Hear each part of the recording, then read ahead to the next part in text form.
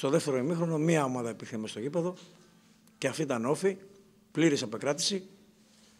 Οι ευκαιρίες οι οποίες μιλάμε για τέτα-τέτ ήταν τον αριθμό 5 και όχι από σουτ ή να περνάει μπάλα δίπλα από το δοκάρι. Εμείς λοιπόν από την πλευρά μας συνεχίζουμε την προσπάθεια και τη δουλειά και όταν θα τελειώσει το πρωτάθλημα θα δούμε τι ακριβώς έχουμε κάνει. Δεν θα σταθώ περί διαιτησίας και ούτε περί επόπτη, αλλά τέρμα η πλάκα με τους διαιτητές μέχρι σήμερα. Λοιπόν, αυτά τα λίγα ήθελα να πω, να ευχαριστήσω τον κόσμο που ήταν μαζί μας, χιλιόμετρα, τουλάχιστον ευχαριστήθηκε πολλά. Είχαμε να αντιμετωπίσουμε μια πάρα πολύ καλή ομάδα, η οποία παρά τις απουσίες της μου άρεσε πάρα πολύ. Και ο τρόπος παιχνιδιού του και η ηρεμία τους, για μένα είναι μια από τις καλύτερες ομάδες του πρωταθλήματος.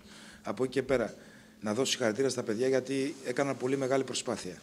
Στο πρώτο ημίχρονο δεν είχε καμιά ευκαιρία Όφη απέναντι σε εμάς. Αντίθετα, εμείς νομίζω ότι σε δύο φάσεις θα μπορούσαμε να είχαμε, τουλάχιστον σε δύο φάσεις θα μπορούσαμε να είχαμε προηγηθεί.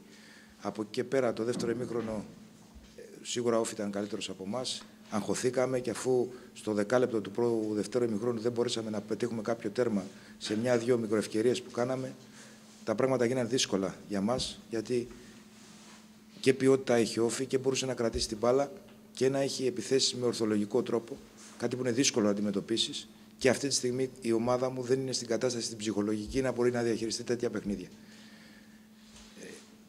Προσπαθήσαμε όμως, σταθήκαμε τυχεροί και σε μία-δύο περιπτώσεις και από εκεί και πέρα αυτό που έχει πολύ μεγάλη σημασία αυτή τη στιγμή για τον Πανθρακικό είναι οι 3 βαθμοί.